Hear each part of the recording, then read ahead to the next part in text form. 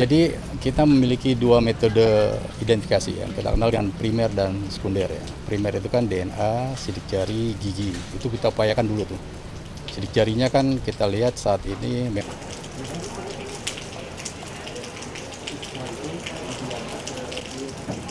jadi dia udah langsung ada waktunya Pak, wawancara yuk Pak.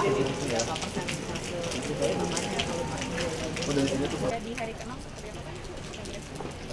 kedatangan kami ke sini adalah untuk memastikan melihat secara langsung kondisi TKP yang ada.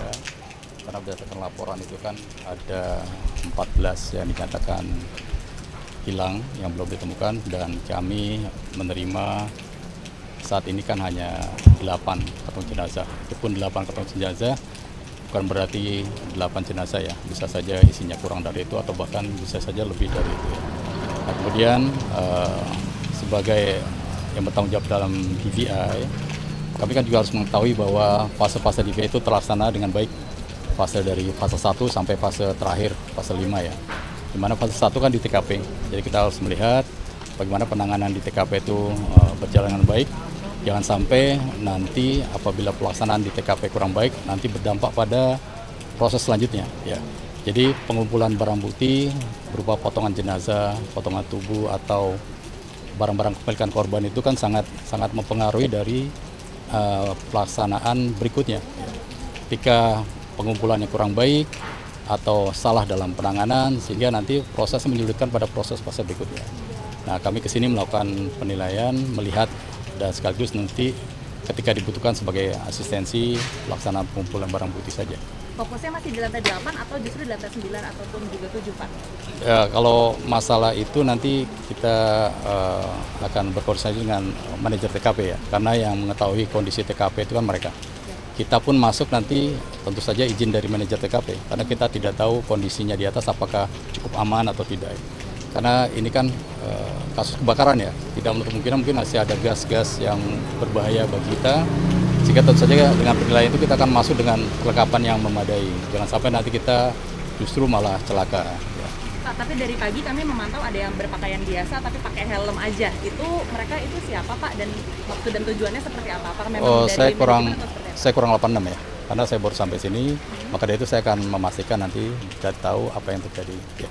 Tapi akan dipastikan untuk selanjutnya APD pasti lengkap atau bagaimana Pak? Ya, Kami sedapat lihat, mungkin kita APD, Pak. sebaiknya melakukan tindakan itu terukur ya, dengan tentu saja minimal menggunakan helm, sarung tangan itu ya, masker ya, untuk pengaman kita sendiri. Pak, ini kan ada laporan 14 orang hilang dan 8 kantung jenazah sudah dikirimkan ke RS Polri. Proses identifikasinya sudah sampai mana Pak?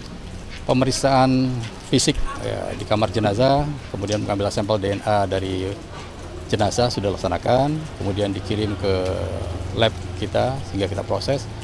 Kemudian keluarga korban juga telah memberikan data-data tentang orang yang dinyatakan hilang, dan dari mereka kita ambil juga sampel DNA-nya, dan semuanya yang setelah kita ambil kita proses di lab laboratorium DNA Puskesmas Polri.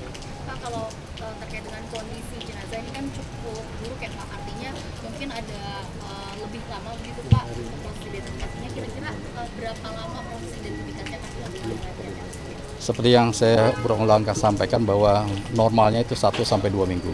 Namun bisa saja lebih cepat, bisa saja lebih lambat ya, tergantung dari kapasitas kemampuan dari lab kita ya. Karena dengan kondisi sampel yang agak sulit mungkin pasti saja proses akan lebih lama. Bisa saja nanti akan ada pengulangan ya.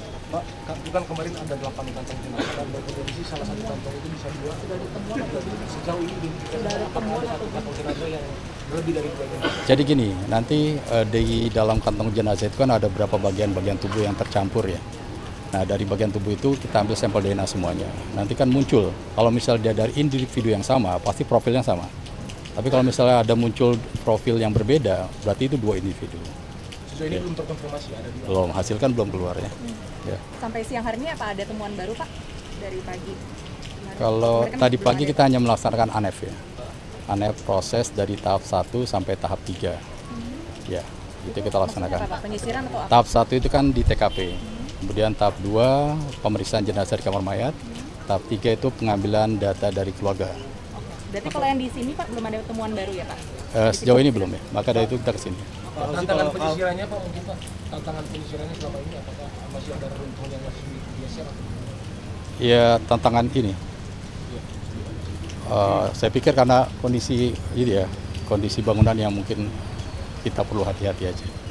Cukup ya? Pak, ada korban lain gitu selain dari yang 14 yang sudah Bisa saja, ini kan open disaster ya.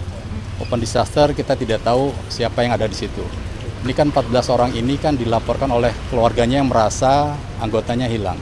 Bisa saja ada orang yang datang ke sini yang keluarganya nggak tahu. Ya, itu aja ya. Pak Fauzi, terakhir mungkin soal Ya. hasil koordinasi dengan Balai Kesehatan Penerbangan mengingat ada korban yang Oh, surat akan kita kirimkan hari ini ya. Saya nggak tahu mungkin sudah jalan atau belum, nanti saya cek. Nah, namun secara lisan kita sudah sampaikan kepada orang-orang di sana.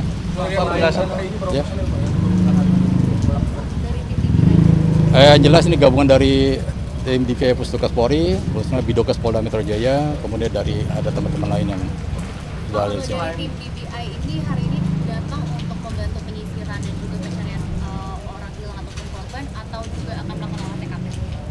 Ya itu olah TKP-nya kan penyisiran korban ya. Pak, selain tes DNA sebenarnya upaya apa sih yang agar mempercepat dari DPI Pak untuk mengidentifikasi sendiri? Jadi kita memiliki dua metode identifikasi yang kita kenal dengan primer dan sekunder ya. Primer itu kan DNA, sidik jari, gigi. Itu kita upayakan dulu tuh. Sidik jarinya kan kita lihat saat ini memang sulit ya, tidak ada sidik jari bisa kita ambil. Giginya kita mintakan data antemortem dari keluarga, apakah punya rekam medis gigi. Kemudian kita lihat apakah ada barang bukti gigi yang kita temukan di TKP.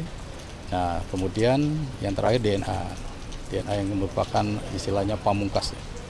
Jadi kalau misalnya masih ada properti, masih ada ciri-ciri korban yang masih bisa kita lihat, itu bisa juga kita andalkan. Pak, kalau dipersenkan, kira-kira ini sudah berapa persen sih Pak identifikasi dari DPI? Oh, tidak bisa dipresentasikan ya, karena prosesnya belum lengkap ya. Oke. Pak, penegasan aja Pak, Udah ya? untuk yang ditemukan kemarin itu berarti keseluruhan dari 8 korban itu ditemukan dengan secara kebayang tidak utuh gitu Pak? Iya, kondisi itu. Oke, ya. Masih ya. Ya.